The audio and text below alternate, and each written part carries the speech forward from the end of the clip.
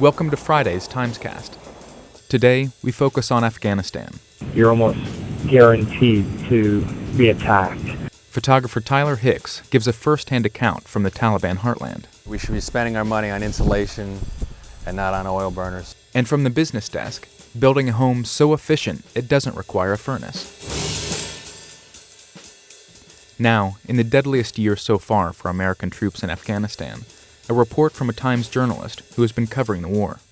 This is Tyler Hicks. I'm a staff photographer for the New York Times. I've been working here for 9 years, and it's become worse and worse. I mean, it used to be that you could come here and go out for 2 weeks, 3 weeks, and you might not ever get in a firefight.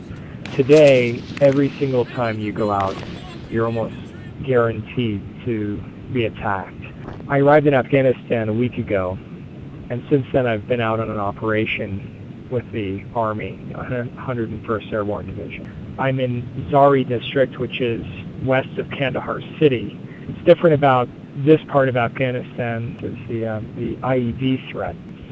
The day that I arrived here, there had been already an A&A soldier who had stepped on a mine and was killed, and that night, before I had even gone out, an American had lost both his legs on the night patrol. Next day, I went out on patrol, and we were walking through a tall field of marijuana plants that created a canopy. There's a lot of marijuana grown this time of year, so we had complete concealment, but there's really no cover. And Taliban opened from 3 sides with various weapons, including a heavy machine gun. I think that the first emotion that goes through your head at that point is, which way to go. But when you can't see more than 5 feet in any direction, that's a difficult question to answer.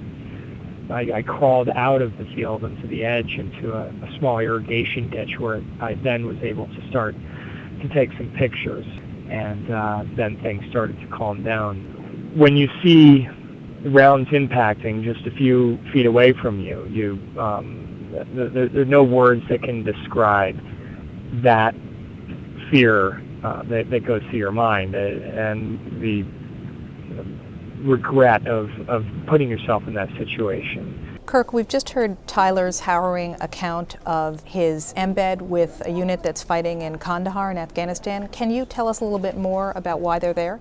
Well, the district that Tyler's in is one of several just west and southwest of Kandahar city, where the Americans have decided to go in recent weeks as part of a fitful offensive in and around Kandahar, hoping to bring in some government services and to gain control of that very key part of southern Afghanistan. Can you tell us more about why Kandahar is so important? Kandahar is the Taliban heartland and the Pashtun heartland, and so it's necessary for the Americans to kind of make some headway there in order to gain traction in the overall war effort. But it's proving very difficult. In a neighboring district where Tyler is, they had an offensive recently, and by the time they got there, most of the civilians had fled and most of the Taliban had also fled, but they left an area heavily booby-trapped with mines and other things, and it just shows how difficult it's going to be for them to win popular support and also to defeat an enemy that can just melt away.